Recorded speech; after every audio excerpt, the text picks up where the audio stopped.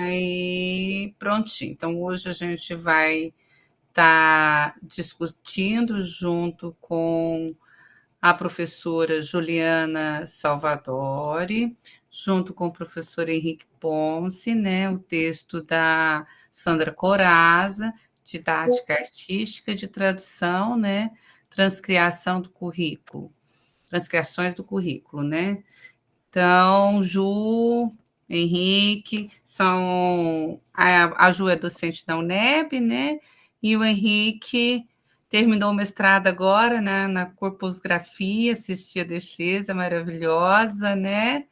Uma maravilha de trabalho, e são amigos, né? Eu acho que mais do que ficar apresentando o que faz, o que foi, são amigos parceiros aí de toda hora que a gente precisa, das discussões, dos choros, né? Dos colos, porque é bem isso, né, que a gente faz por aqui na universidade, das alegrias, né, que a gente acabou de receber aí, a aprovação do projeto, né? Então é maravilha para todo mundo, né? Eu acho que fico muito feliz com esses processos, né? Então, gratidão por vocês terem aceitado estar aqui conosco, né?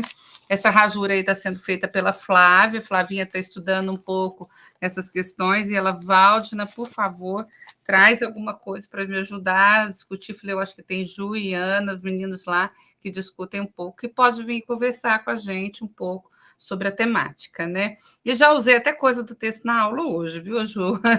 Essa aula de hoje, formação de professores, já atravessei a Santa Coraza, eu e Vânia estávamos lá e já fomos atravessando a Sandra na aula. Então, foi muito bom, né? Então, gratidão, fala de vocês. Ju, você quer começar ou eu posso fazer assim, uma pequena introdução para a gente começar? Pode ser? Pode. Gente, boa tarde. Professora Valdina, eu queria entender, por exemplo, se a gente só vai ter esse encontro ou se isso será um estudo em mais... Teremos outros ensaios, assim, porque é um A nossa livro... ideia, Henrique, é ter outros ensaios, intercalando Aham. com a decolonialidade que a gente está estudando também, né? Então, a ideia é ter outros encontros mais espaçados, né? Para a Uhum. gente ir casando com a decolonialidade, e também com o livro Conversações, que a gente vai começar agora, não sei se a Ana já passou para vocês, agora na sexta-feira, às 8 horas.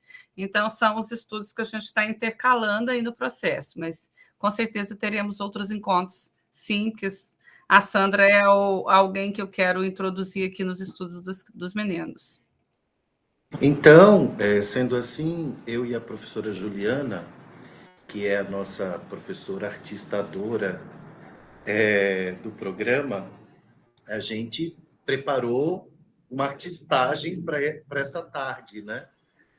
Eu queria saber quantas pessoas a gente tem aqui? 5, 6, 7, mais ou menos, 8? Aqui está constando 13, mais 1, 2, 13. 4, 5, 6. Quem puder ligar a câmera também 12. seria bom. 12. Né, para a gente ficar aqui, ó, a professora Vânia, chegando, Lara, Flávia, Estela, Laércio, boa tarde, Laércio. Então, vamos lá, vamos começar um pouco se movendo aí na cadeira, onde a gente estiver, chegando aqui, nesse encontro de hoje, nessa tarde, quem estiver sentado, e eu acho que todo mundo deve estar em casa, ou deve estar, assim, em algum lugar mais silencioso, e se quiser tirar o sapato, colocar lá o pezinho no chão, sentado mesmo, ir respirando, chegando para cá, mesmo que a gente esteja distante, mas a gente vai se conectando aqui, e aí, ó, vai. Vamos fazer esse primeiro ensaio com Sandra Mara Coraz, a partir de com, né? E aí eu sugiro aqui, ó, que a gente pegue as mãos. Quem puder, vamos lá. Aí, ó, Esfregue aqui as mãos um pouquinho. Eu vou tirar o meu óculos. Esfregue aqui as mãos.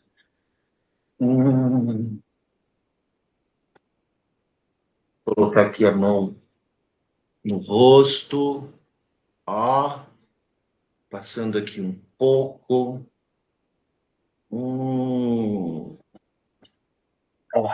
Pode ir passando as mãos, passando e encontrando aqui os pontos do rosto. Pode ser devagar também, bem leve, para a gente ir sentindo o contato da mão com o rosto. E aí a gente volta para cá um pouquinho, ó, volta para cá de novo, esfrega uma mão na outra, esquenta e vai sentindo, né? O que acontece? Como funciona isso aqui? A mão esquenta, existe uma produção de calor que vai acontecendo, e aí a gente coloca novamente as mãos no rosto e vai passando. E tem uma coisa muito importante no meio disso tudo, desses movimentos, que é a respiração. Então, a gente vai colocar aqui, vai soltar as mãos aqui, por entre o corpo, vai colocar as mãos na altura do umbigo, ó, na altura do umbigo, vai inspirar com o nariz e soltar pela boca, uma respiração longa que a gente tente mover lá o nosso diafragma. Então, inspira.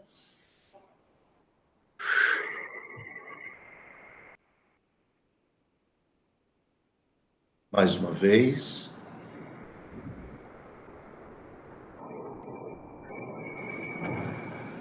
E expira. Inspira.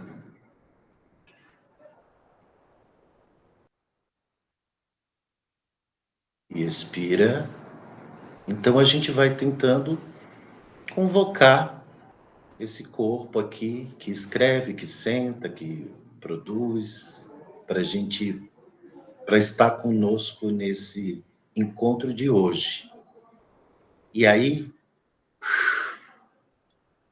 pode liberar. E aí, eu chamo aqui a professora Juliana para a gente começar o nosso jogo de hoje. Então, vou fazer uma pequena fala para a gente ir começando, né? Eu fiquei pensando, não sei se vocês ficaram, mas do título do livro, que ele é muito provocador, né? Ela começa com uma pergunta e aí ela começa um capítulo especificamente com uma série de perguntas, não é isso? Vocês estão me ouvindo bem? A gente consegue me ouvir? Sim. Sim. Pronto. E aí, o título do livro, né? Então, o título principal, o título do livro é assim: o que se transcreve em educação? Esse verbo transcriar, ele vai ressoar no capítulo que a gente trouxe para discutir hoje, que é o capítulo 10, que é a didática artística da tradução, né? Transcriações do currículo. Então, o que se transcria? Né? A resposta está aí, uma das coisas que se transcriam é o currículo, né? Tá como eco e tá como resposta ali no título. Essa discussão sobre transcriação, na perspectiva que a Corada traz para a gente, né, está profundamente entrelaçada à discussão de tradução, principalmente tradução literária. Né? Porque o que é uma transcriação nessa perspectiva, né, que ela vai tomar lá dos irmãos Campos, principalmente do Augusto de Campos?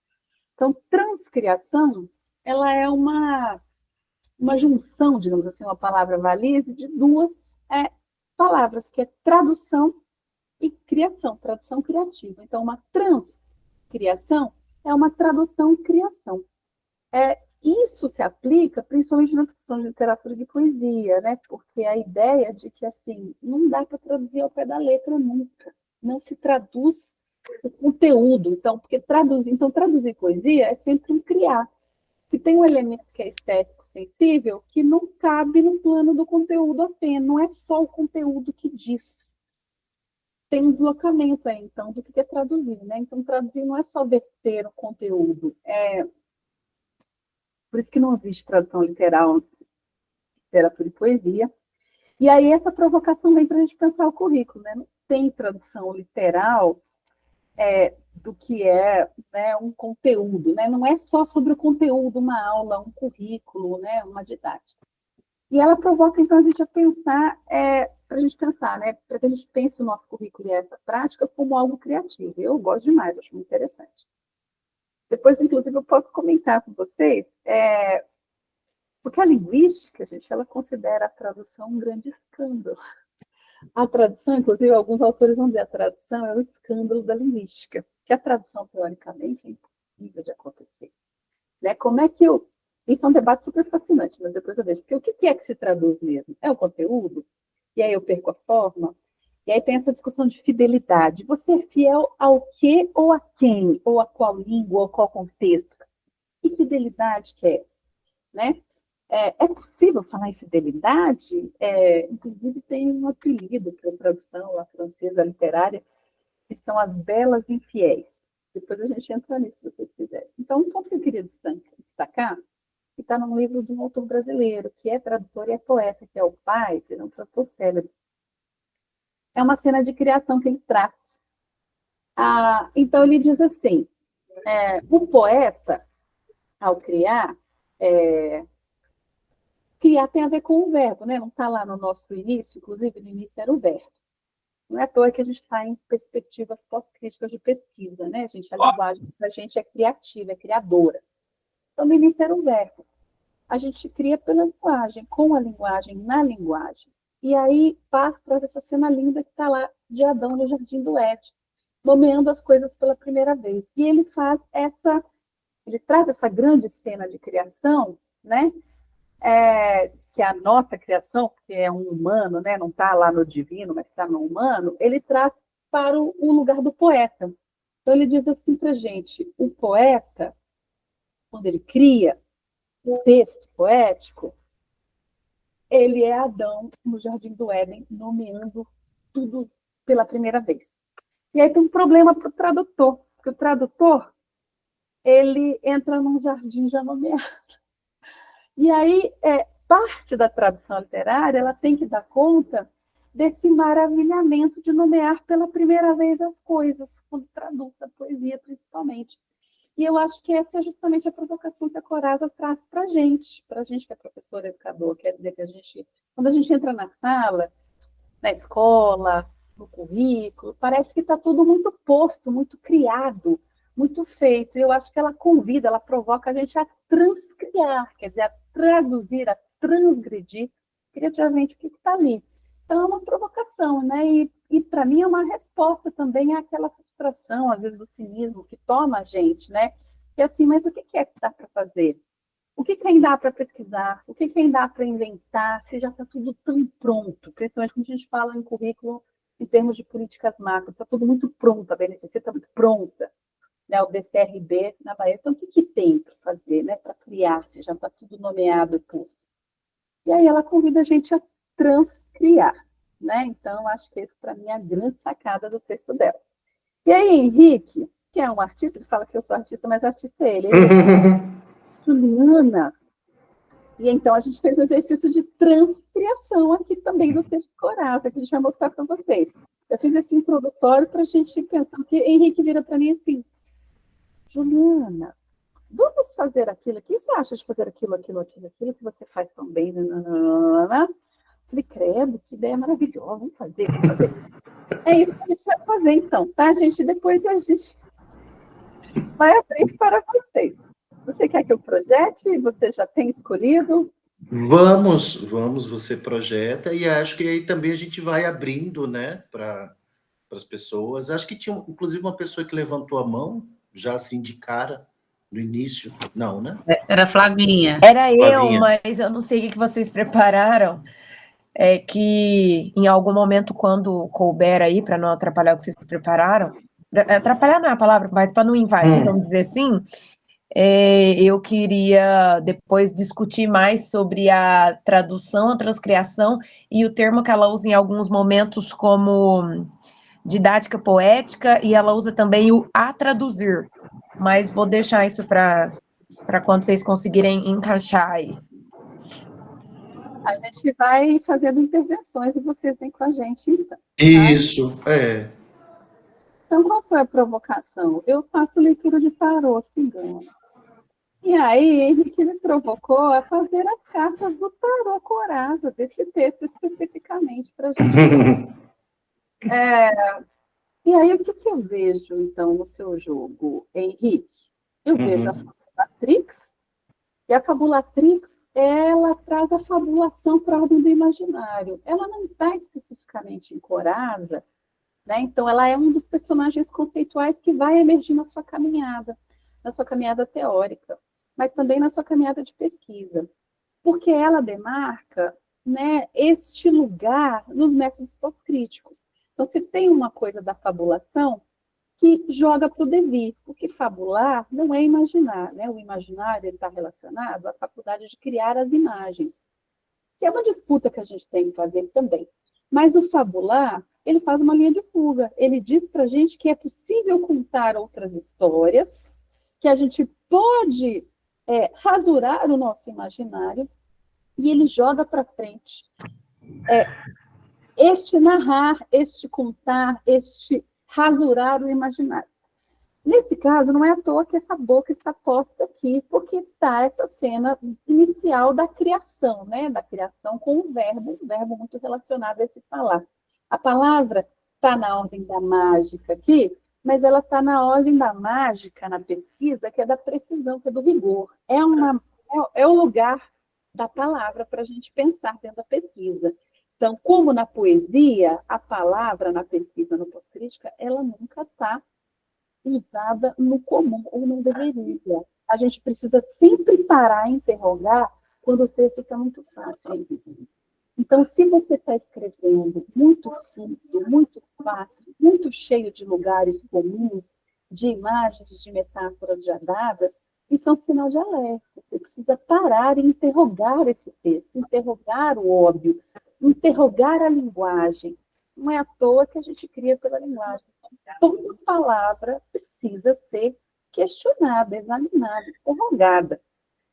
E essa é uma carta, então, que te aponta para uma potência da fabulação, mas ela te alerta para pensar o lugar da palavra dentro do que você produz. E Sim.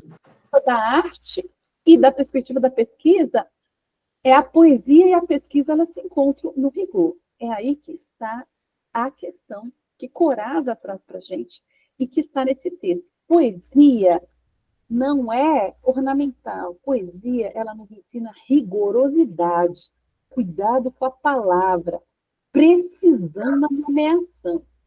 Este é um rigor que a Fabulatrix traz para a sua vida e para a sua escrita. E é interessante, Juliana, porque isso me faz lembrar justamente do meu processo de pesquisa e desse modo como a gente vem pesquisando no DIFEBA e desses modos como a gente vem produzindo a escrita dos nossos textos. Quer dizer, a professora Ana, por exemplo, sempre fala das palavras que nos traem, né?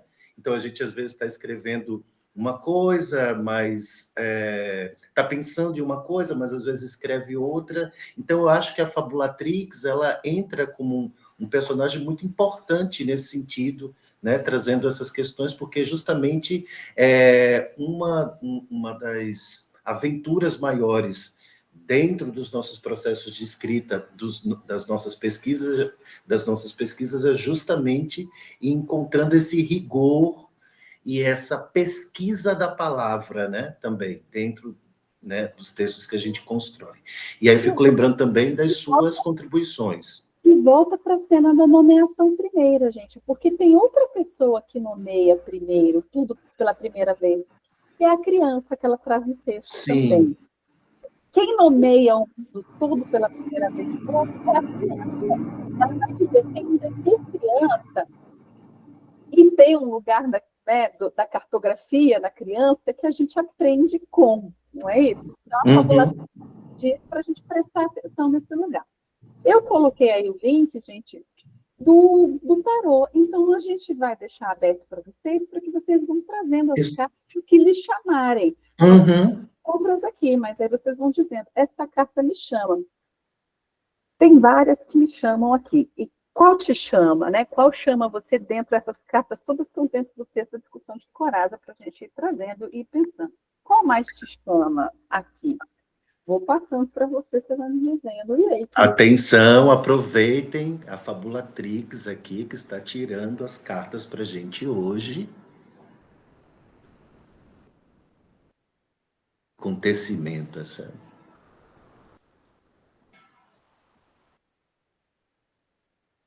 Eu já tirei a minha, foi, Juliana?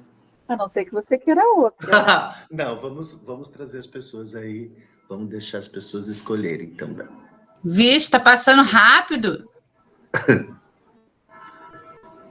Mas o link está aqui, pode abrir o link. Flávia trouxe o intraduzível. Eu fui no link, só tem uma carta.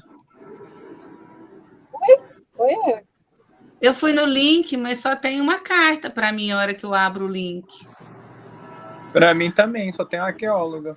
Isso, é essa. Eu fui no link, só tem a arqueóloga. Vocês fecharam ela para ver as outras? Aqui, ó. Não tem a opção da seta para ir para o lado, nem para abrir a pasta. Deixa eu tentar de novo, mas... Eu tentei de novo.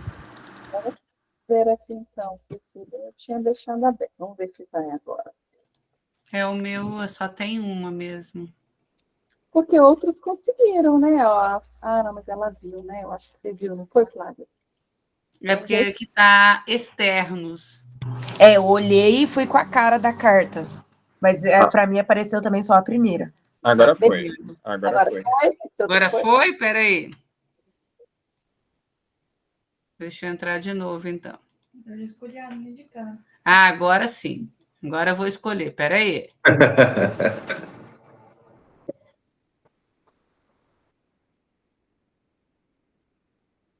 A curadora interessante.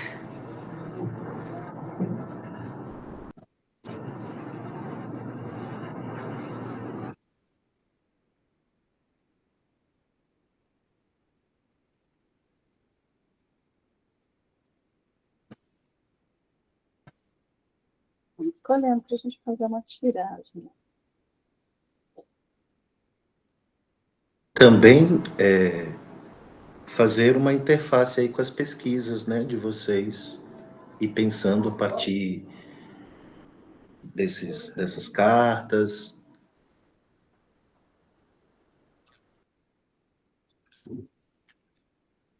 O Tiago escolhe a curadora. Então, a gente tem o intraduzível, a gente tem a curadora. Escolhi a carta diferente. Qual escolheu? Eu escolhi o encontro. Será que a gente poderia fazer de 3 em 3? Pronto, então vamos fazer esse primeiro movimento. Quem estamos na ordem, então? Eu estou na cartógrafa. Você está na cartógrafa. Mas quem veio, acho que foi o intraduzível primeiro, não foi? Quem foi a Flávia? Eu acho que foi a Flávia primeiro. Flávia que chamou o intraduzível? Foi essa que eu escrevi, Então vamos para o intraduzível. O que você vê quando você olha para a carta do intraduzível? Flávia. É para eu descrever o que eu vejo? O que você vê na carta. Vamos partir do que você vê na carta para a gente discutir o intraduzível. O que você vê é informado pelo que você leu também, né? Sim, eu vejo um cadeado fechado, um diálogo, não sei se é bem um diálogo ou se é um monólogo que está escorregando para um mar, digamos assim. Aí em cima nós temos o símbolo de somatório, um pincel, uma aquarela, e eu esqueci o nome dessa primeira letra grega. Numa carta que está em preto e sépia. Aqui a gente tem os 4 elementos que a Corasa traz para a gente pensar. Tem a filosofia, a gente tem a arte, a tradução, a gente tem as ciências, e eu trago aqui o pedagógico. Então, eu trouxe esse como os 4 elementos deste que ela traz para a gente como lugares distintos em que se pensar a prática e a didática. Então, tem a pedagogia, a gente tem as ciências, a gente tem as artes e a gente tem a filosofia. Elas vão se atravessar e se rasurar para pensar. Então, é interessante que você já percebeu esses 4 elementos que estruturam a leitura dela. Os elementos são simbólicos aqui, e aí eles apontam para uma questão, gente, que cai de novo na discussão de tradução, né? Então, o que eu traduzo? Quando eu traduzo um texto, quando eu traduzo uma aula, o que eu traduzo? E aí, a resposta dela, assim, vai ser que essa pergunta não tem resposta. Então, ela é uma pergunta sem resposta. Não se traduz, porque você transcria. No que você transcria, você tem escolhas do que fica de dentro e o que fica de fora. A transcriação, ela é um olhar, ela é uma escolha pelo que você vai privilegiar no processo, porque não tem signo pleno, não tem aula plena, não tem palavra plena que esgote os sentidos. Vai ter sempre um resto e uma falta. Porque na perspectiva que ela traz para a gente, que está muito fundada, que ela vai dialogar aqui, gente, o intraduzível, não dialoga com Deleuze, dialoga com Derrida e a filosofia da diferença dele, da diferença. Para Deleuze, Derrida, desculpa, a diferença é o quê? A diferença é assim, a gente escorrega no sentido, a gente não sei. Cláudia, o que você está chamando de signo? Eu estou chamando de signo o que a linguística chama de signo. Excelente pergunta. O que a linguística chama de signo? A linguística vai chamar de signo, a partir de Saussure, lá no século XIX, esta coisa de 2 faces, que tem um significado e um significante. Por exemplo, quando eu falo cachorro, ou escrevo cachorro, isto aqui é a parte material dele. O som que eu produzo, o rastro que eu deixo.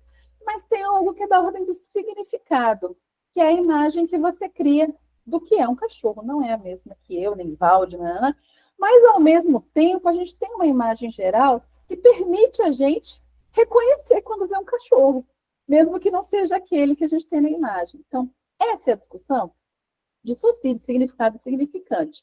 A estruturalista. Derrida vai partir daí, porque ele é pós-estruturalista, e vai arrebentar essa coisa tão arrumadinha. Ah, que bonita, é uma moedinha de 2 faces, significado colado no significante. Funcionaria muito bem a nossa... Aí ele fala, não é tão bem assim que funciona, não. A coisa não está tão colada uma na outra, não, significado, significante. Inclusive, ele vai dizer que a gente tem mais significantes que significados. O exemplo que ele dá é este, ó. Quando eu falo para você em... qualquer palavra, vamos pensar uma bem simples. Bracelete. Ou vou pegar uma que a gente não conhece tão bem. Me deu uma bem diferente, bem esquisita, bem estranha. Misofonia. Todo mundo sabe o que é misofonia? Vamos fazer de conta que a gente não sabe, Flávia. Misofonia. Como é que você vai saber o que é misofonia? Explica aí. Como é que você conseguiria descobrir isso? Esse significante que não tem sentido ainda. Nem significado.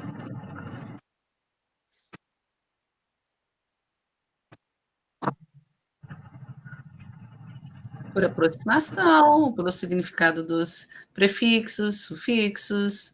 Sobra significante. Tem fono, que é som. Miso, eu vou descobrir depois que tem Nossa, barulhão, Henrique, meu filho. Tem né? Depois eu vou descobrir que ele é, na verdade, uma aversão a som, né? Uma sensibilidade aguda a som.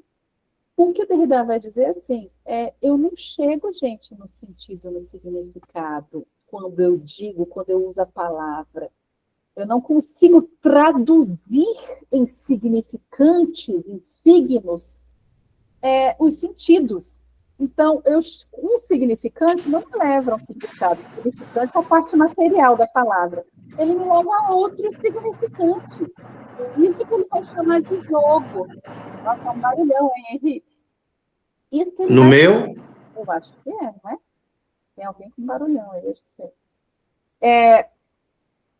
Ele vai diferindo. Por isso que a ideia dele chama de diferença, que é uma criação entre diferença e adiamento. Ele fala, olha, no jogo do texto, no jogo da língua, a gente não chega nos sentidos. Os sentidos eles vão escorregando entre os significantes. Então, conforme a gente vai dizendo e falando, a gente precisa sempre negociar os termos com o outro.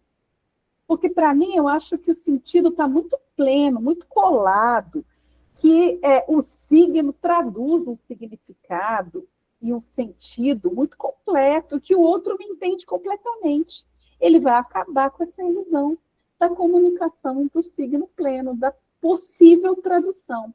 Ele vai dizer assim, tem sempre algo que resta, gente, que é o intraduzível. Esse intraduzível, ele resta na nossa comunicação, ele resta na nossa prática pedagógica, porque a gente não é pleno, a gente é incapaz de dar tudo para o outro que o outro precisa, de traduzir tudo para o outro que o outro quer, de traduzir. Nem para a gente dá conta, quanto mais para o outro. Então, o intraduzível, ele é um resto, no sentido de que ele vai sobrar, né? Vai sempre sobrar. Você acha que está traduzindo tudo, mas tem algo que escorrega para o outro, no sentido que escorrega.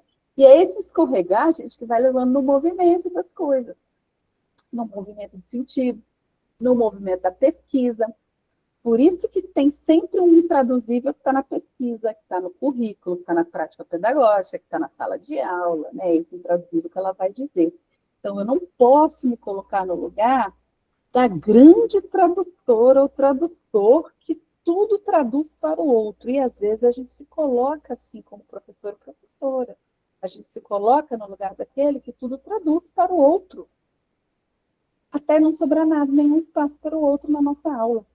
Ele não fala, ele não existe, ele não vê, ele não questiona, ele não pode nem não entender.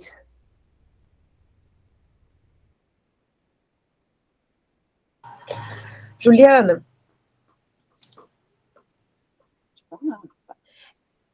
é o movimento, no caso de responder com perguntas, assim, vou tentar usar um exemplo. Por exemplo, a Valdinei, minha orientadora, tem uma relação com ela de anos. E muitas vezes, não, eu vou dizer, tipo, a grande maioria das vezes, quando eu pergunto alguma coisa, ela me responde com outra pergunta. Me responde com uma possibilidade de reflexão. Seria isso? E essa pergunta que ela me devolve me movimenta para que eu busque aí, talvez, de maneira errônea colocando, mas talvez buscar o que eu entendi que ela traduziu para mim, não sei. É por aí ou não? A pergunta é uma prática do intraduzível. Flávia, você tá, eu leio nessa perspectiva, porque senão a Valdina pode cair na tentação da grande tradutora, da rigidez que você... Professora, e como eu faço isso? Você vai fazer assim, assim, assim, assim, assim, porque eu estou falando que é assim que vai, não é? Ela se recusa a esse papel, ela fala, você fala, professora, e como eu faço isso no campo que aconteceu isso? Você já pensou em talvez ler esse texto que pode dizer? Mas o que é isso mesmo? Ela se coloca no lugar de não espelho para você, Flávia. Você está correta. Ela faz uma prática de intraduzível. Não é que isso é o intraduzível, mas isso é uma prática do intraduzível. Ela está dizendo para você, não sou o seu espelho, não sou a grande tradutora. Eu preciso deixar, eu estou dizendo para você que tem um espaço aqui entre o que você diz e o que eu também acho que é, ou penso, ou entendo, ou prescrevo, mas eu me recuso a prescrever. Então, eu faço a prática do intraduzível. Como? Te perguntando, adiando, porque perguntar, quando você pergunta de volta, é adiar uma resposta, não é, gente? Então, sim. Adiar, mas fazer com que eu construa por mim mesma, ou talvez não pegando pronto e tendo apenas, assim, o auxílio, tipo, o empurrão dela, digamos assim? Você tem o significante. E aí você escorrega, né? O sentido escorregou. Então você movimenta, você fala, opa, eu tenho que pegar aqui. E aí você vai criar outras coisas para segurar. Não é isso esse sentido escorregou? Que ela não te deu? Você quer, você pede, me dê. Ela fala, não está aqui. Não vou te dar porque não está comigo lá. Né? Então, pode ser lido nessa prática do intraduzível, sim. Vamos seguindo a tiragem, quem é o próximo? Não sei se expliquei também significante ali. Tem outras interpretações, tá, gente? Deleuze vai por uma outra linha, Lacan vai por outra ainda. Lacan, inclusive, vai dizer que o nosso inconsciente se organiza como uma linguagem. Todo inconsciente está organizado como linguagem. Então, tem outras possíveis interpretações. Eu estou indo pela Corada, porque ela está colada, apesar dela trazer Deleuze, a discussão de tradução que ela traz está colada com Derrida. E essa concepção de diferença que ele vai trazer, tá? Que é diferença e adiamento, né? Então, diferir é adiar é criar espaço para outra coisa emergir e o movimento também, para não copiar, para não repetir. Né? Então, adiar e desviar é criar o espaço para o acontecimento, para o efeito, para o emergente. Né? Flávia, tudo bem? Sim. Pronto. Então, quem é a próxima pessoa? Quem está na lista aí? E aqui, gente, o papel da taróloga, né, é muito interessante, porque a taróloga também se propõe a uma tradução, mas ela nunca responde o que você quer. É o que você pede, não é? Porque ela vai dizer isso, e aí você precisa interpretar, porque adiou o sentido, significante escorregou, o significado tá ali. Então, atenção nas tarólogas que dizem, interpretam, né? E que dizem o que você quer, digamos assim. É uma pegadinha. Quem é a próxima? Professora Valdina, quer vir? Sim, mas acho que tem alguém, o Tiago antes de mim, né?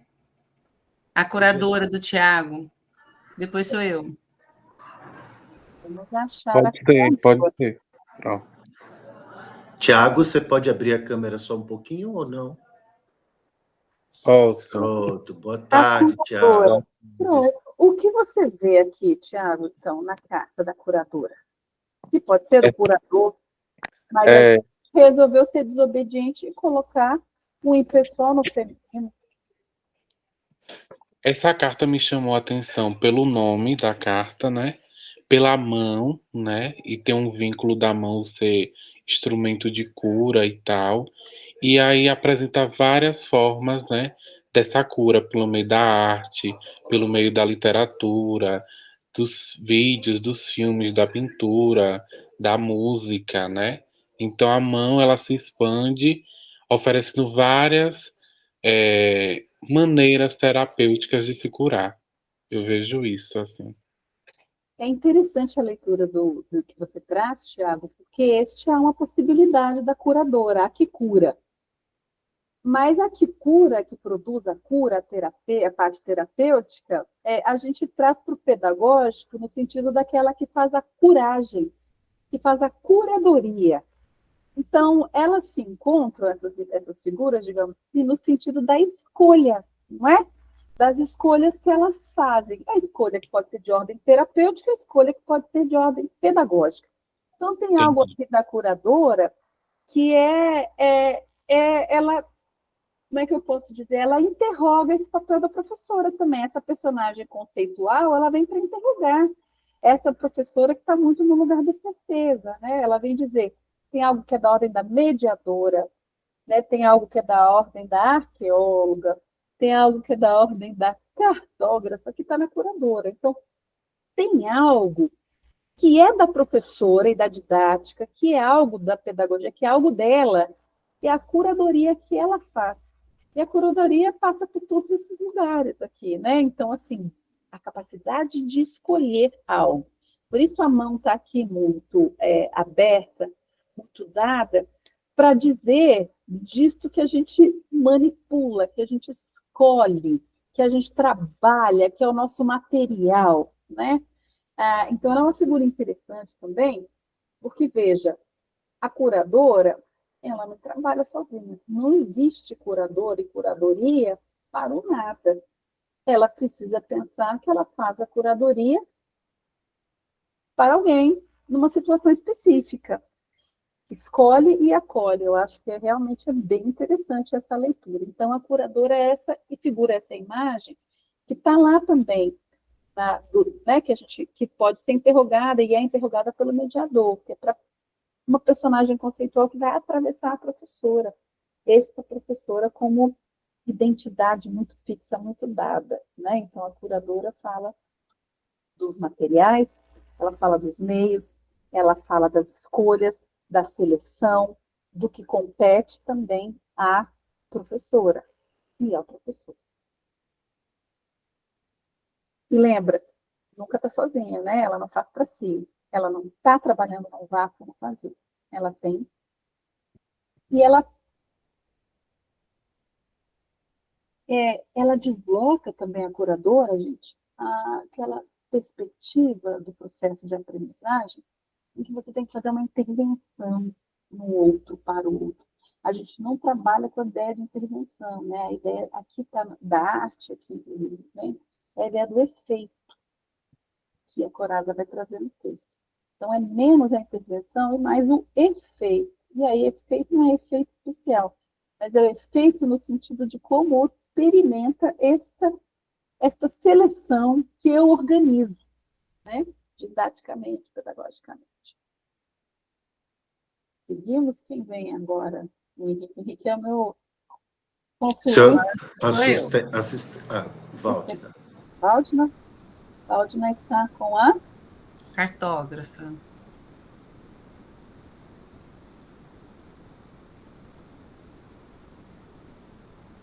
Então, me diga aí, o que você diz sobre a cartógrafa, Waldner? A cartógrafa é você, ou é uma grande mulher, não só como a gente diz no tarô?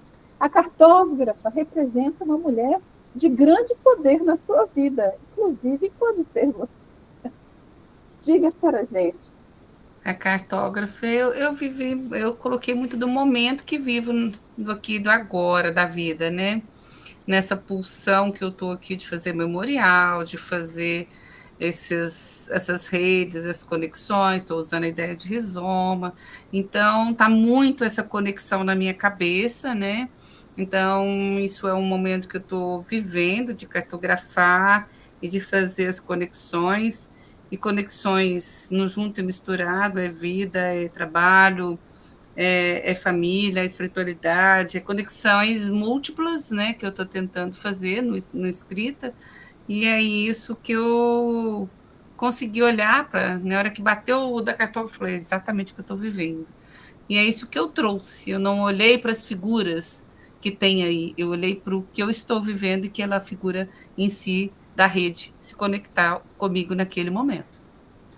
A cartógrafa é essa personagem conceitual, né, gente, que vai encontrar com a curadora, que vai encontrar com a arqueóloga.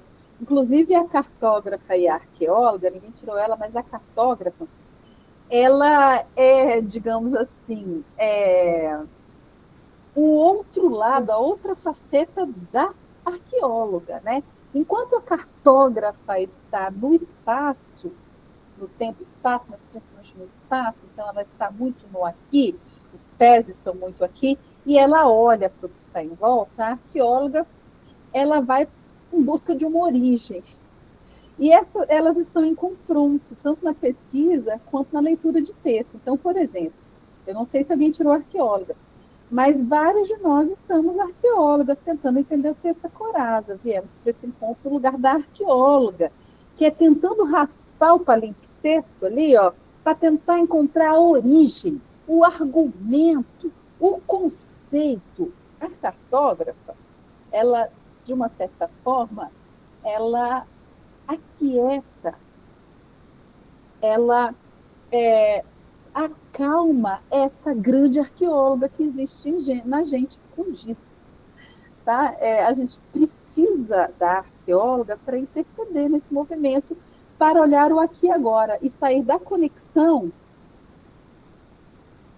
para mapear o que acontece. É isso que você traz, Rógila, que você trouxe para sua vida, e é isso mesmo. E é o que é a própria coragem desse texto. O que é o material da didática, né, da pedagogia? É a vida. O que é o material da pesquisa? É a vida. Está no aqui e o agora.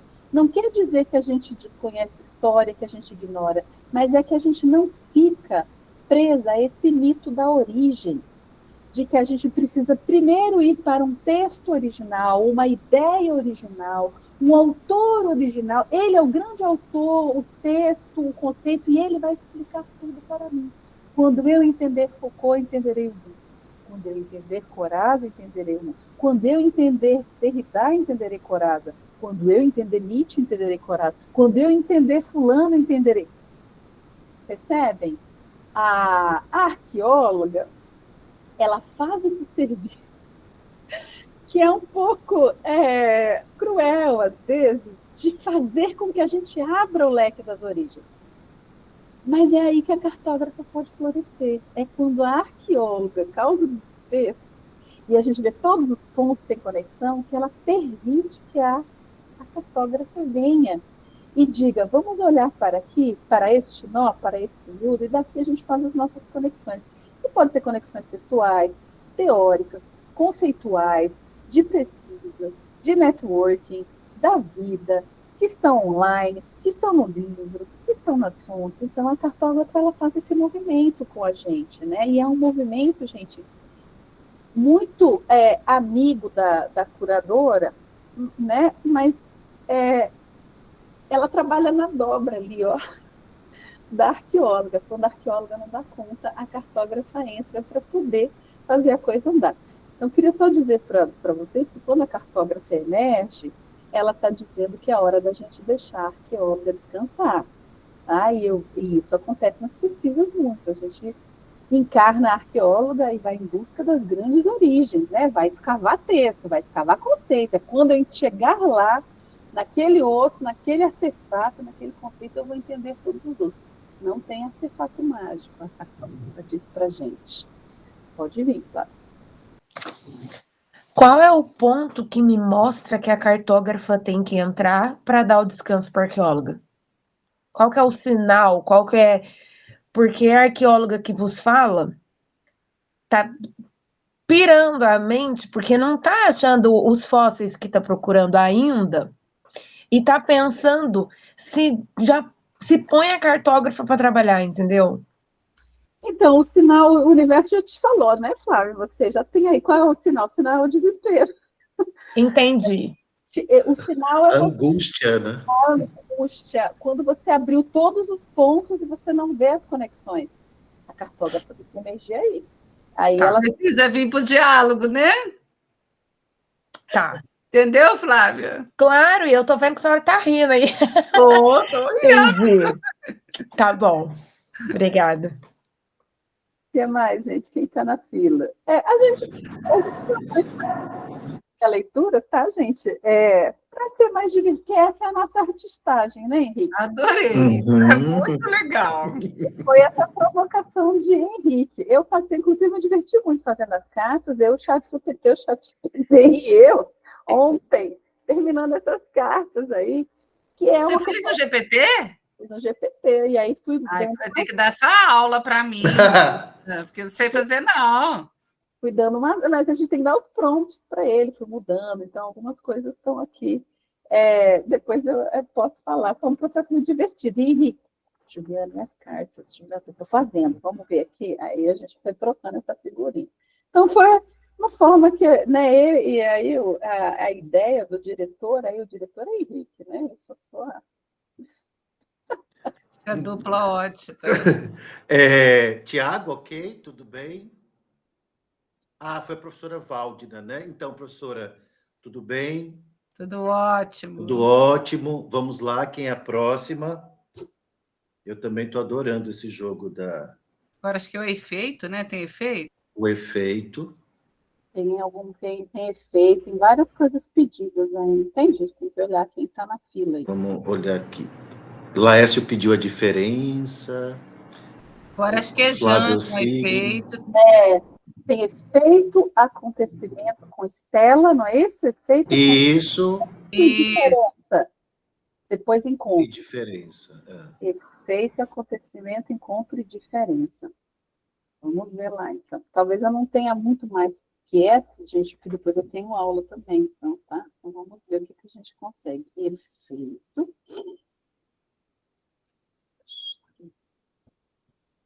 Aqui.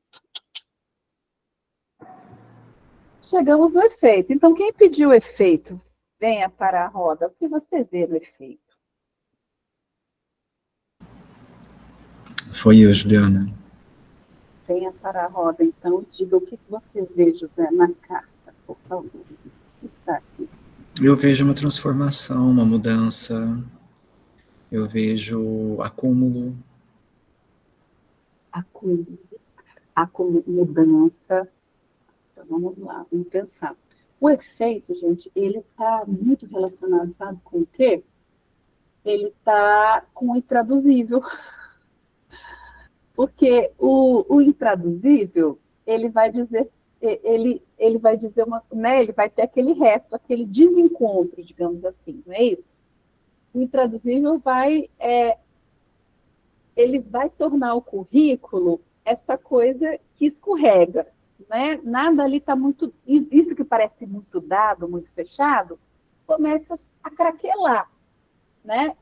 Então vai quebrando essa estabilidade que aparentemente o currículo está, não é isso? O intraduzível faz isso. Então, esse é o efeito do intraduzível, ele craquela aquilo que está muito posto.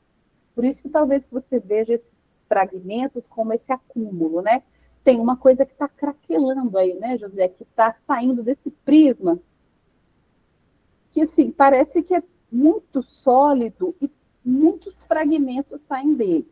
Né? Então, tem essa coisa desse efeito aqui, pensando. Mas tem um efeito também que ela traz para a gente, que é o efeito transcriação, não é isso? Que é esse que vai transformar esse craquelar, isso que é o infiel da tradução, isso que não cabe, isso que escapa, num ato estético. Né? Ela vai dizer que precisa ser estético, que é um gesto autoral, que é estético, que é político, não é isso? Que é o que você faz com aquilo que está ali, que parece muito posto para a gente, muito dado. Então, assim, a gente tem um efeito aqui, que é um efeito do intraduzível, que é esse craquelar, esse quebrar, esse desestabilizar essa superfície, que é esse prisma que parece muito dado, e a gente tem isso de uma forma muito bonita, que é o transcriar, né? Que é o prisma traz luz, traz cor para a gente. E é o efeito, gente, é pensar que assim, ele não acontece no vácuo, no vazio. O efeito, ele decorre ou ele está conectado a uma curadoria, ao que a curadora produziu. A curadora proporcionou a possibilidade do efeito acontecer. Em quem? Não é em quem, mas é com quem? Com o outro que é o estudante, com o outro que é o participante da pesquisa, participante, com o outro que sou eu, a professora, a colega, e todos nós, né? Então, faz sentido para você essa leitura do efeito como este lugar duplo, o efeito intraduzível, que é o efeito que desestabiliza, que fragmenta, que craquela, mas o efeito transcriador, que é esse que toma justamente essa instabilidade e transforma, pelo gesto autoral, esse fragmento no belo, né, no sentido do estético, não belo necessariamente, mas no sentido de estético, assim, de algo criador. Então, eu não repito o que está lá, mas eu quebro, aquilo se quebra, e a partir daí eu posso olhar o fragmento. Quando eu posso olhar o fragmento, eu posso recriá-lo como outro fragmento de outro lugar. Ele não precisa necessariamente ser desse prisma, ou desse texto, ou dessa pesquisa. Ele abre para possibilidades outras. Não respondi, né, José Januário? E é isso mesmo. Não, respondeu sim. Obrigado. José, você quer falar mais alguma coisa? Não, eu concordo com os pontos abordados pela professora Juliana. Eu acredito que tem tudo a ver. Você consegue levar alguns pontos desses para o seu processo de pesquisa? Sim. consegue Consigo. fazer conexões. Consigo. Isso que é importante. É o bom que vai clareando um pouco É. as ideias, né? O tarô Coraza está sendo criado para isso.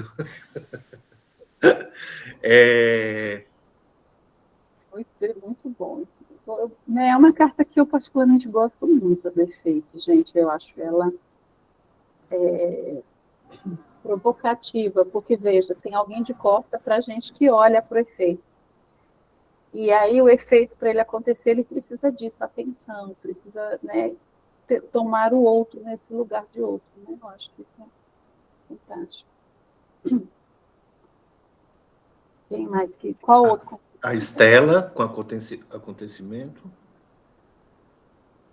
Acontecimento, então. Depois acho que tem acontecimento. É uma carta também linda, Estela.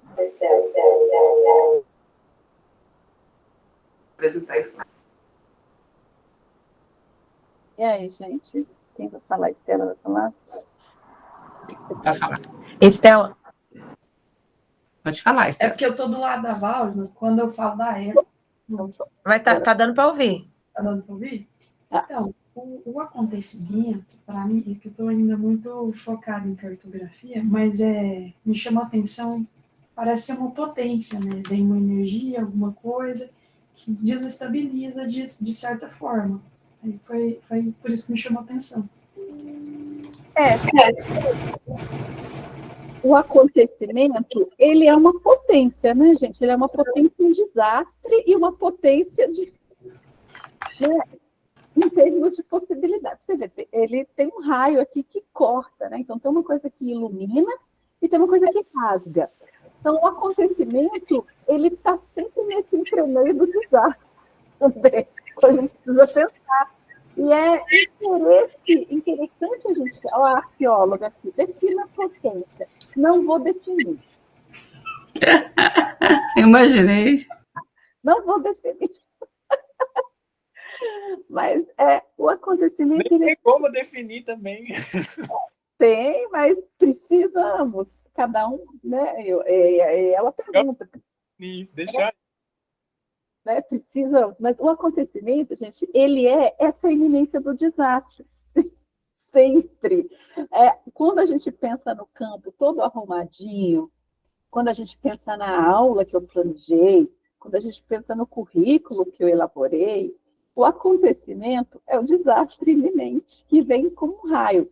Mas ele tem uma coisa interessante, que é a tempestade que vai rugir, né? E tal, dizendo assim, então, aquilo que você tenta conter no planejamento, na aula, na pesquisa, na metodologia, escorrega, como a gente já viu, porque o sentido escorrega, a palavra, a linguagem escorrega, o intraduzível está aí, querendo ou não querendo, a gente não vai dar conta. Por isso que a banca sempre vai perguntar mais e outra coisa, mesmo eu querendo falar tudo para ela. Né? Eu não consigo ser a grande tradutora. Então, o acontecimento, ele emerge com essa iminência do desastre, mas veja, ele rasga, a tempestade rude, mas ele ilumina. Então, o acontecimento sempre vem como esse rasgo, que vai iluminar algo que estava lá, mas que não estava visto.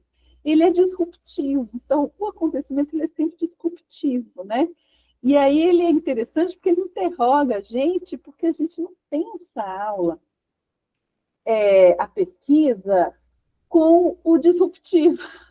A gente, inclusive, a arqueóloga não gosta do acontecimento, tá, gente? A arqueóloga não gosta do acontecimento. Eu adoro.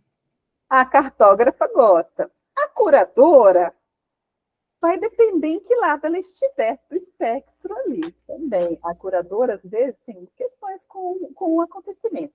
Quando ela privilegia o efeito, aí sim o acontecimento para ela ele é auspicioso, ele traz a potência, inclusive da curadoria, que abriu possibilidades de acontecimentos emergirem. Tá? Então, ela é uma carta que a gente pode dizer, talvez,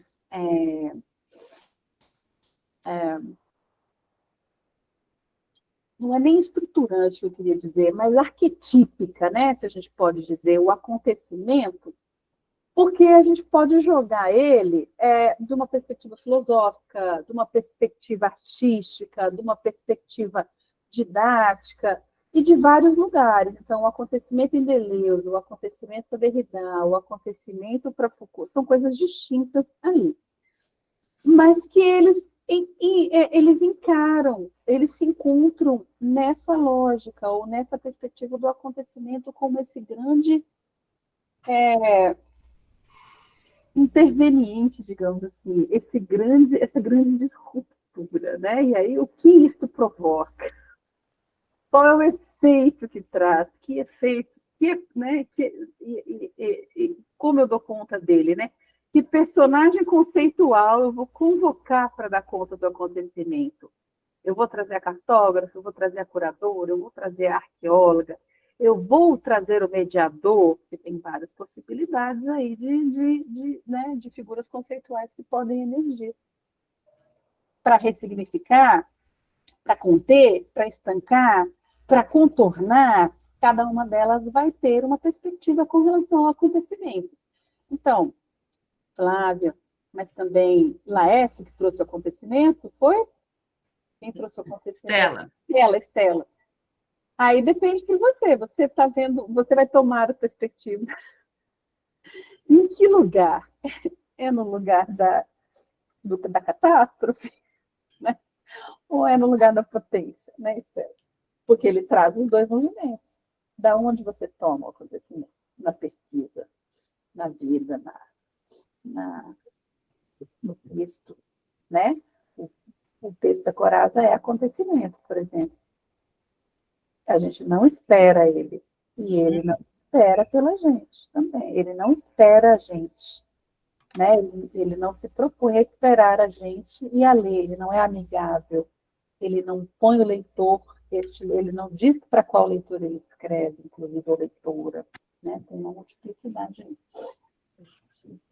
Então, gente, vamos começar agora a conectar os fios e fechando a roda, trazendo a de Laércio, né? Que é a diferença, é isso? Porque a nossa taróloga daqui a pouco vai ter compromisso, precisa tomar água, se recompor, e aí a gente vai, talvez, hoje fechando com a diferença. Não é isso, professora Valdina, Juliana? Ainda tem um encontro da Lara. Então a gente fecha Podemos fechar com o encontro da Lara, Ju? Podemos, sim. Vamos. Então vamos lá. Sim. O que você vê na diferença, Laércio, quando você olha para ela e ela olha para você? Nossa, eu escolhi ela, mas eu queria a dobra também. Eu ia até falar, posso escolher duas cartas? Mas a diferença foi o que você falou, que mais atravessou no texto, né? Que foi muito legal. Você estava falando sobre o significado do significante, e era até um vídeo que eu ia trazer para o grupo. Vou até deixar aqui para vocês verem, que é algo que muito acontece no estilo de música que eu ouço, que é o rap.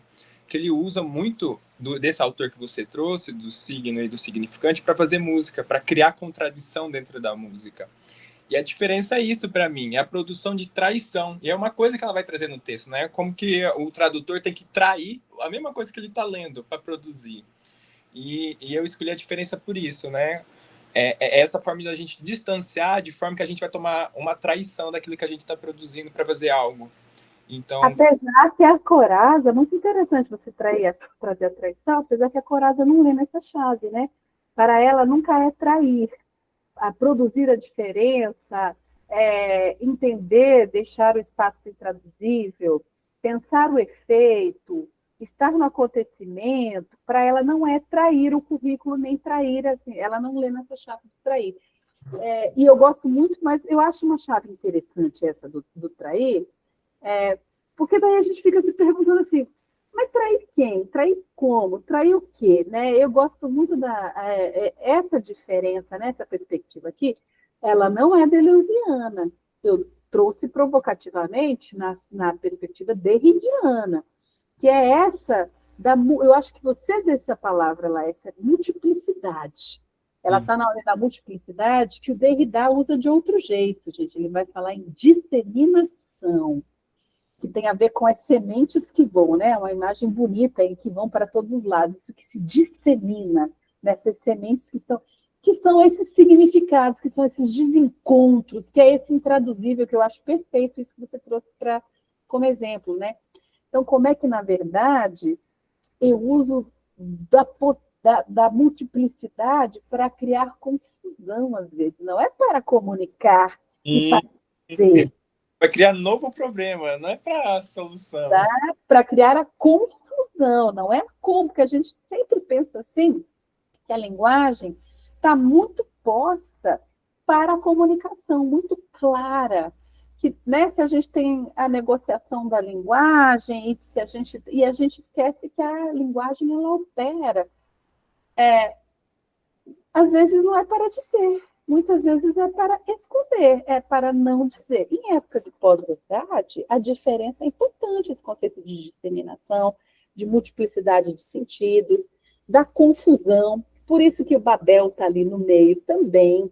Né? Então, a diferença nessa perspectiva conversa diretamente com a carta de Babel, com esse babélico, com essa sala de aula de babélica, que ela vai trazer esse babelismo, né? Tá lá no Sexta Corada, que é isso, a gente precisa entender as várias línguas, que podem ser lidas numa perspectiva multimodal, mas pode ser lido na perspectiva das múltiplas linguagens, ou dos múltiplos sentidos que a gente traz. Então, a sala de aula ela é sempre babélica, né? E eu não posso querer transformar essa sala de aula babélica numa convenção na ONU, em que todo mundo está com um intérprete, está todo mundo fazendo de conta que está muito dizendo a mesma coisa e entendendo, sendo que não é. Então, a diferença está, assim, nesse sentido, talvez não traição, mas a confusão que o Babel traz, não é isso? E aí, ela é uma cena bonita, interessante, apesar dela ser colocada como uma cena de punição, né? Mas ela é uma cena que fala da diferença, do irredutível, do intraduzível, do outro, porque ela diz assim, e aí a gente precisa fazer esforço para estar com o outro, né? Fazer um esforço, sim, no sentido de você precisa se inclinar para o outro, para entender o outro, né? Então, ela traz muito isso, ela dialoga diretamente com a Carta de Babel, que está aqui, nessa perspectiva aí que você traz da confusão, da disseminação, da multiplicidade, do quê? Dos significantes, dos signos, e, obviamente, dos sentidos que nos escapam, e que às vezes a gente trabalha nessa lógica, né? A gente dá o signal. E isso, gente, é um alerta para a gente na pesquisa também, tá?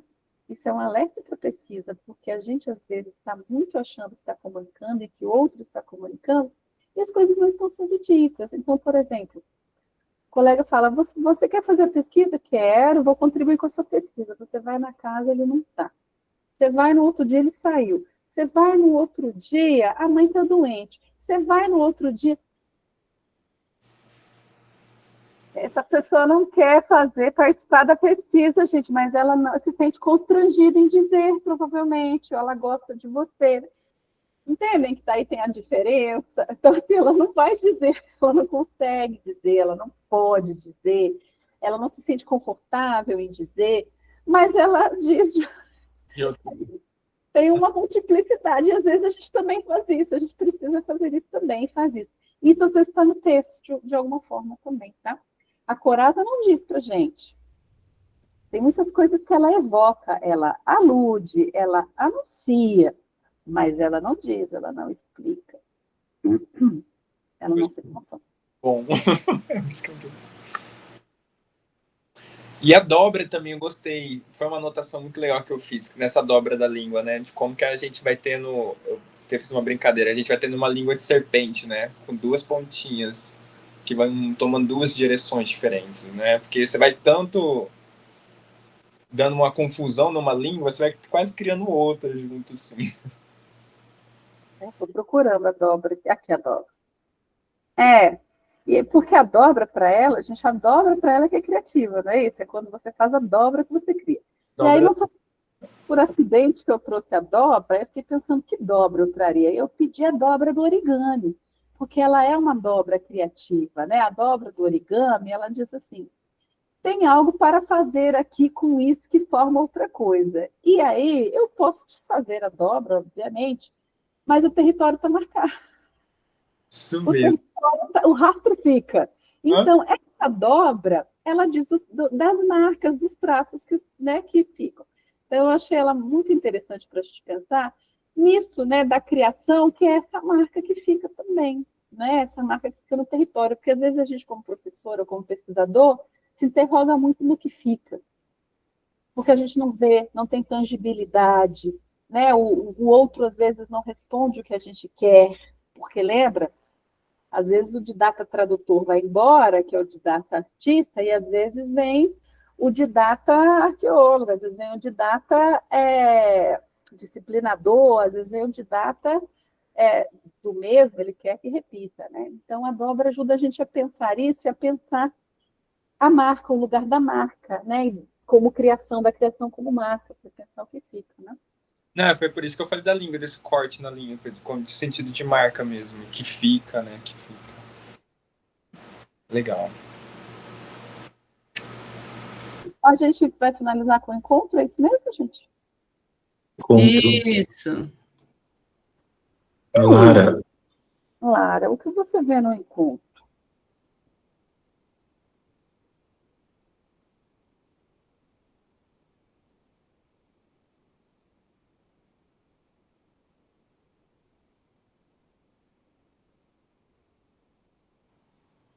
Lara, seu áudio está fechado.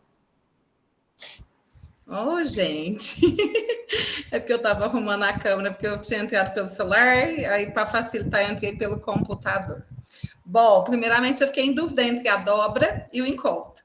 E foi muito, adorei que você já deu aí, falando um pouquinho sobre a dobra. E no encontro, o que me chamou atenção foram as imagens. Então, eu vejo o livro, né, como um conhecimento, o coração como afeto, a sensibilidade, o olho como a percepção, né? E essa folha de engrenagem, porque a princípio eu vi a folha, né? Eu falei a natureza, mas na verdade, né? Com essa engrenagem, eu acredito que tem a ver também com a transformação, com a articulação com a vida, né? E esses outros símbolos ao redor, que eu não entendo muito, pode ser signos matemáticos, letras gregas, né? Que aí já não sei muito. Mas tem também a arte, a paleta da arte.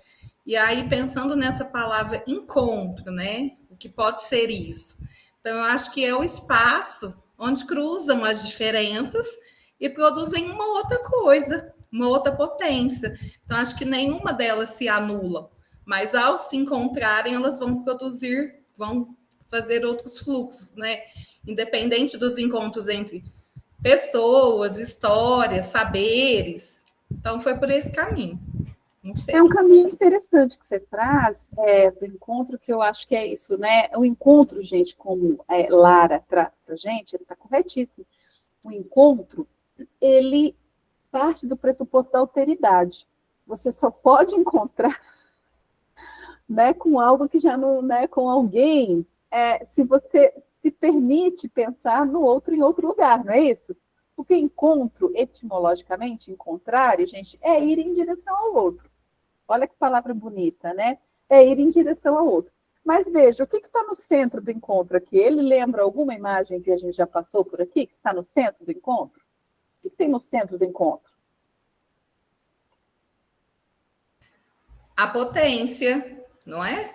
A potência do acontecimento, porque lembra, olha o raio aqui, gente, encontro é acontecimento, gente. Encontro é acontecimento, e ele traz com ele sempre a possibilidade da catástrofe.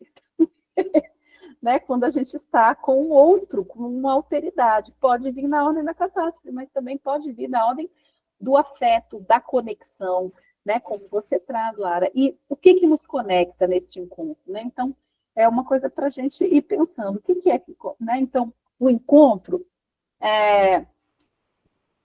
ele traz isso do não planejado, tá? Ele não é agendado, encontro agendado não é encontro, porque ele traz uma alteridade ali, algo que atravessa essa cena pedagógica, algo que não foi roteirizado.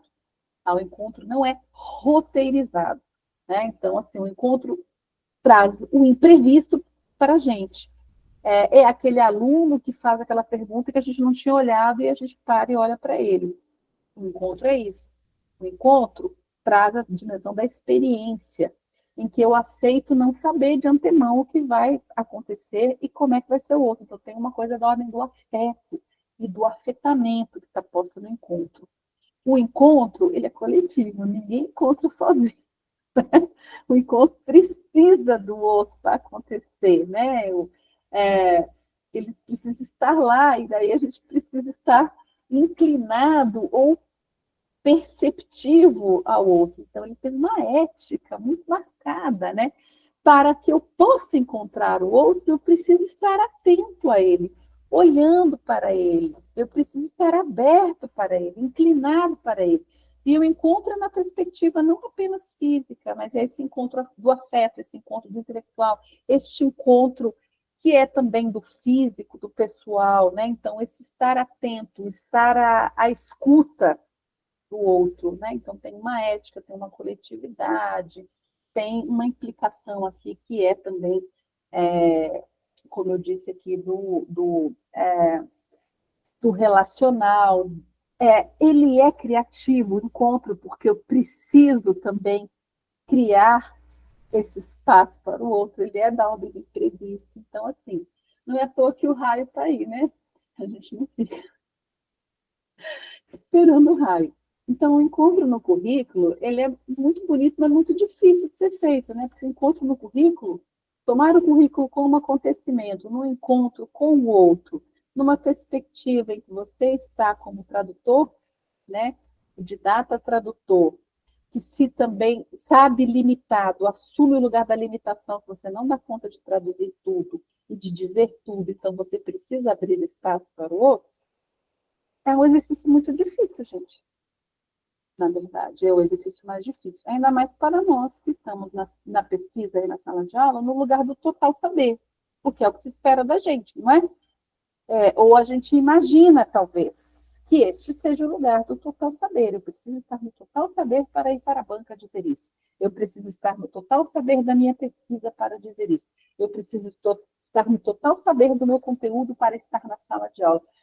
E a gente, então, o encontro, ele convoca o tradutor, né, o didata tradutor, para a cena conceitual, e ele pensa, né, ele desloca a gente desse lugar do total saber. É muito difícil, muito desconfortável. Traz em si a perspectiva da catástrofe também. Mas é um lugar onde a gente pode também criar, né? Por exemplo, este encontro nosso tem um potencial de catástrofe. Tem o potencial da catástrofe de gente que entrou e saiu assim, que bosta é essa que Henrique e a professora Juliana estão fazendo lá? Fui lá discutir um texto sério, estão fazendo essa merda. Tem a possibilidade não entendi nada. Para nós que somos professores, é também um potencial de catástrofe. O outro diz não ter entendido nada.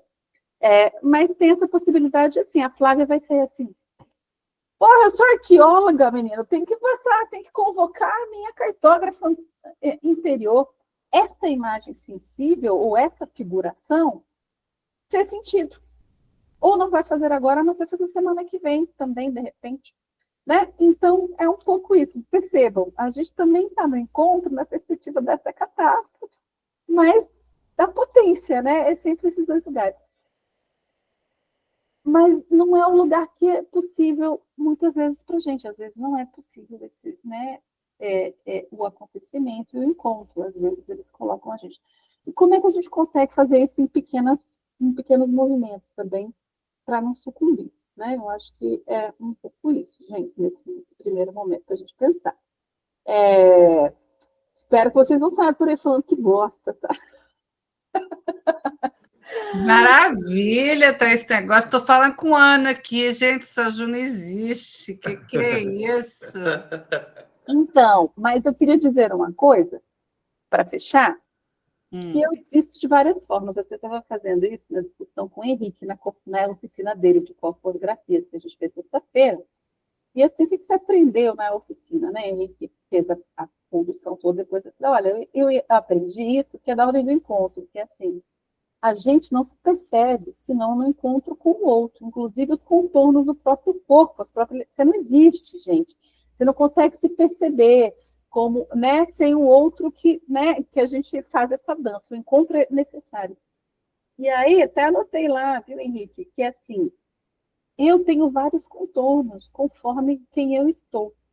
Eu percebi disso, isso é uma qualidade e uma falta de qualidade que me é característica. Então, eu tenho um contorno muito criativo, quando eu estou com gente muito criativa, e Henrique convocou esta pessoa, este contorno, entende? Então, a gente também tem que dar esse crédito. Então, tem isso aí também, para pensar o encontro, né? Disto que você se inclina para o outro.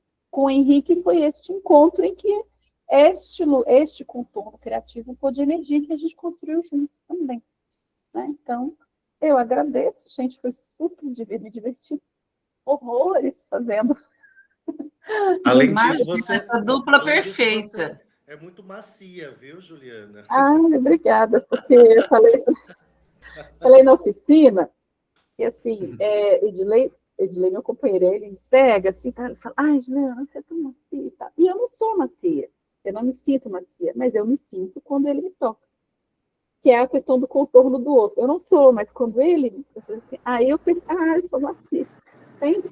E aí ele está dizendo que eu sou macia, mas ele estava lá na oficina. Menino, depois da defesa de Crisente, inventaram numa passação de mão em mim para saber se eu era macia ou não.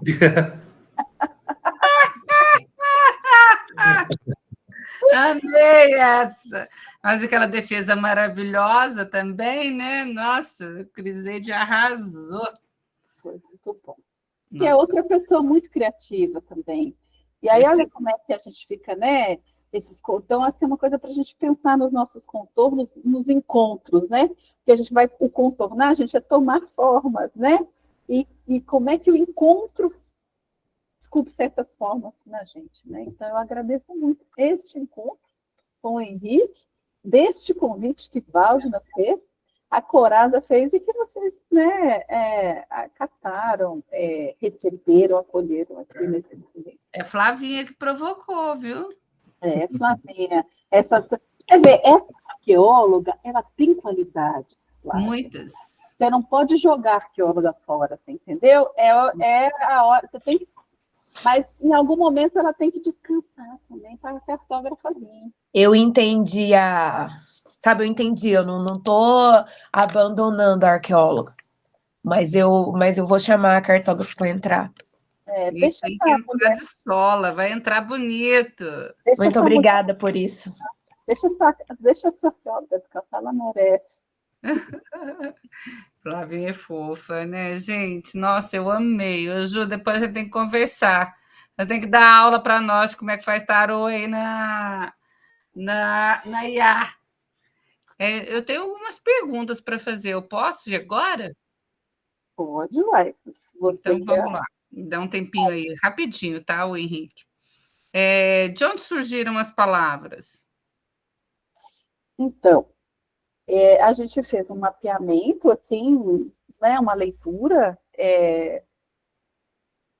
e aí eu peguei e fiz algumas anotações. Mandei para o Henrique também, e aí a gente jogou no chat e ele escolheu várias outras, montou o tarô. É um tarô enorme. E aí o que eu fiz? Eu não fiz o tarô todo, porque tem coisas que eu não concordei também, entendeu? E aí a gente seleciona. Não concordei, gente. Sim, não. É isso mesmo. Isso aí, porque eu fiz a curadora precisa emergir, não é? Eu preciso escolher, dizer. Então, teve imagens que eu não concordei, refiz, teve conceitos que eu não concordo. E teve coisa que eu falei, isso aqui está repetido, eu não vou fazer. Então, a gente pediu assim, eu pedi para ele fazer esse movimento. Eu falei, organiza então para mim em figuras conceituais e eventos. Eu pedi também em outra coisa. Então, figuras conceituais e eventos. E teve um terceiro movimento ali que a gente viu e falei, está repetindo. Henrique, vamos tirar esse movimento aqui desse tarô. Então, a gente organizou nesses dois lugares aí. Para as figuras que foram geradas, né, esses personagens conceituais, na verdade. Então, eu pedi, organize para mim personagens conceituais e em eventos, isso aqui que a gente selecionou. E eu acho que tinha pedido também em alguma coisa de conceitos. Eu vi que estava repetindo, aí algumas coisas a gente amalgamou, algumas coisas a gente eliminou. Então, foi e foi nesse Vucu. Eu amei, eu gostei demais do movimento, né? Eu acho que isso era interessante, né? Uma forma ou outra de discutir um texto, de trazer, né, a discussão que a Corazes propõe, né? Com a questão da vida na veia, né? E acho que é bem por aí mesmo, né? E jogar tarô, o seu tarô cigano veio para outra jogada, né? Então, eu achei isso muito legal. Eu gosto dessas analogias que vocês fizeram e para mim ficou perfeito. Deu leveza no texto, leveza na discussão, né? Eu acho que é bem por aí. Flavinha, vamos mais vezes de tarô e outros espaços, né? Ai, com certeza, adorei a dinâmica geral Isso, é porque do a gente encontro. ela está discutindo, ela vai discutir um pouco dessas questões no trabalho dela, né? E acho que tem mais gente, né? Alguns conceitos que ela foi trazendo, acho que serve para a gente. Eu e Vânia hoje estava lá na aula já usando também algumas coisas, né? Então, acho que isso é legal para a gente incorporando nas nossas práticas, né? Não era uma leitura que eu tinha feito, né? Mas acho que é algo que a gente pode trazer aí para a formação de professores, que é legal, né? Gostei demais, a gente vai aí para o próximo texto, tá? Para vocês dois virem fazer com a gente. Daqui uns dias, que agora a gente está no sufoco do Lúcio, que resolveu o livro Conversações em 5 encontros. Então, lá vamos nós no Conversações. É lá, Lúcio, né? Então, é na potência. Aí a gente fala que não pode dar férias para ele. A hora que ele volta de férias, ele volta no vapor, né? E aí a gente está também na Sueli Carneiro, terminando a parte 3, né, Vânia, do Sueli Carneiro. E aí a gente retoma e vai intercalando a Sandra Corazza. Eu organizo e vejo com vocês. Eu trouxe um poema que eu queria mostrar para vocês, uma tradução, inclusive, do Augusto de Campos, para a gente entender a discussão que ela faz. Por que ela vai lá no Augusto de Campos? Posso rapidinho? Vamos embora. A gente ir fechando também, não é muita coisa não, gente, é bem pequenininho. Esse é o poema. Um deles está em inglês, o outro está em português. A tradução está do lado, tá? Então, meu Deus, no lado esquerdo, no meu esquerdo, que está para cá, né?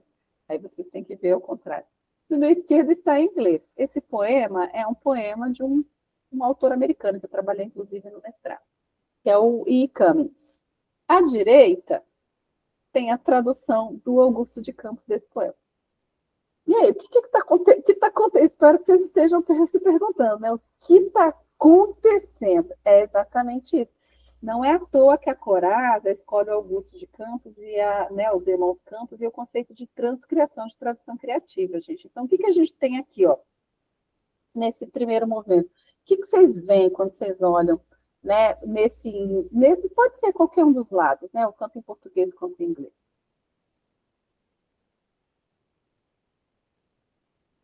Um monte de signos, né? Não faz sentido, vocês percebem? Eu tenho o signo, mas ele não faz sentido, eu não chego no significado. Eu vejo ele solto. Isso aqui, gente, o Cummings era famoso por isso. Ele tinha essa, digamos, estratégia que a gente chama de têmese, que você cinde a palavra, você quebra a palavra. Então, ele quebrava a palavra, espalhava a palavra, porque a tipografia, você lembra? Não é à toa que eles são concretistas, né? O Augusto de Campos, o movimento de poesia concreta. A página, o espaço, faz parte do poema. Então, o Cummings fazia muito isso, ele quebrava a palavra. Como ele quebrava? Ele quebrava inserindo outras no meio, inserindo parênteses. Então, tem uma palavra aqui, ó, que está quebrada. Atitude ou altitude, alguma coisa assim, não? Atitude. Eu vou para a tradução, vou dizer para vocês, ó, tradução em português. É solitude. Agora que eu disse o que está fora do parêntese, vocês conseguem ver solitude? Fora do parêntese? Sim. O E e a litude. E tem algo no meio. O que está no meio?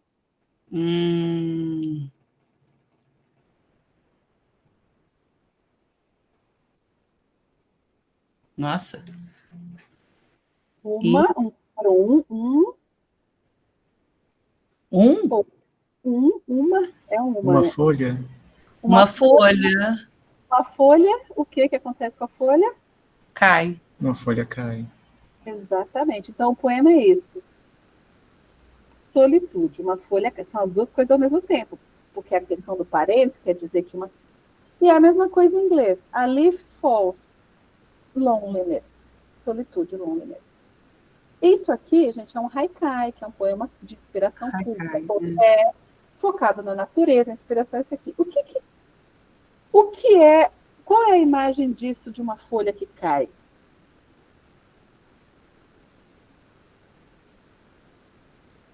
Vocês conseguem ver a folha caindo na página? Que ela vem, e ela deita? Vocês conseguem ver que a tipografia imita a folha que vem, e aí ela deita? Sim. Porque vai estendendo, estende a sílaba. Então, tudo isso está no original ali, vocês estão vendo? Tem uma coisa da solidão, que é o loneliness, que é a solitude, que é esse que aparece no L, que parece que vai sendo repetido. Então, tem uma coisa de uma solidão, que também tem no inglês, tá vendo? No L, esse e ele traz para cá, tá a tradução. Então, vocês percebem? O que eu estou dizendo é assim, o que se traduz aqui? Porque ele poderia muito bem falar assim, uma folha cai, solidão. Este era o poema do Cummings? Este não era o poema do Cummings. Não é só dizer, porque a folha caindo, para ele, é a imagem que concretiza essa sensação de solidão, que está nesse que está nesse unitário. Isso está no texto do Cummings, isso ele precisa trazer.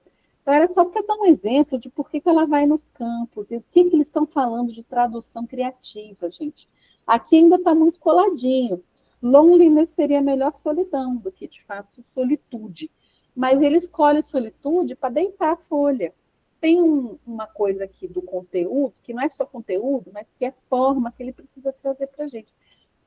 Depois que a gente vê, é difícil desver, mas até ver é complicado, não é? Não é um poema que você fica assim, o que está acontecendo? E eu acho que, sim, por isso que a Coraza é difícil, ela é difícil porque ela tem uma lógica de escrita que é rigorosa, que também está nesses autores da diferença, principalmente nos pós-estruturalistas e nos pós-críticos, né, que é assim, que a gente chama de, estava até conversando com o Henrique, sintaxe paratática, que está na poesia, que é o quê? É uma sintaxe que não tem subordinação e coordenação. Logo, tananã, tananã, portanto, taranã, tananã, mais tananã. Não é? Esse texto teórico que a gente está acostumado, que a gente escreve, é um texto que é cheio de coordenações e subordinações. Procurem no texto da Coraza o que tem de coordenação ou subordinação. Ele é um texto poético, entendeu? Porque a poesia ela não se propõe a explicar, ela se propõe nomear, dizer. E aí você tem frases, né? Você tem sentenças, você tem trechos. Quem constrói a correlação é você. Então, ele é um texto que diz muito, diz pouco.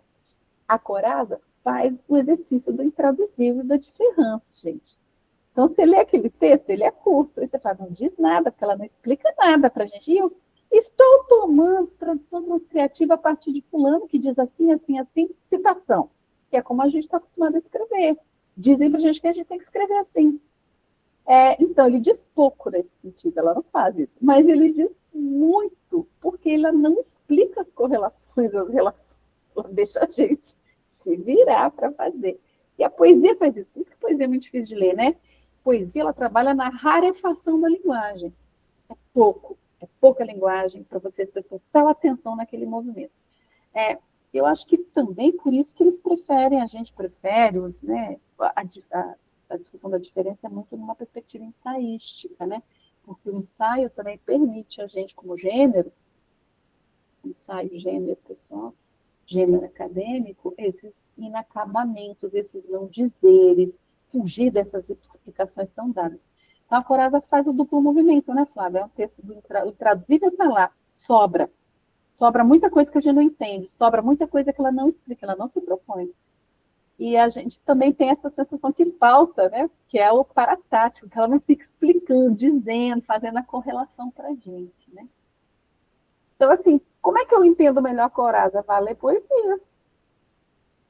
Ela está dando a pista para a gente. Então, como é que eu entendo a galera? Vai ler um texto que te desafie, que não te explique. Porque o teórico vai acostumando a gente num movimento só, né? Então, convido vocês a ler mais poesia, gente. É isso. E ela fala ainda do escrever a poesia à mão, né? Tá lá.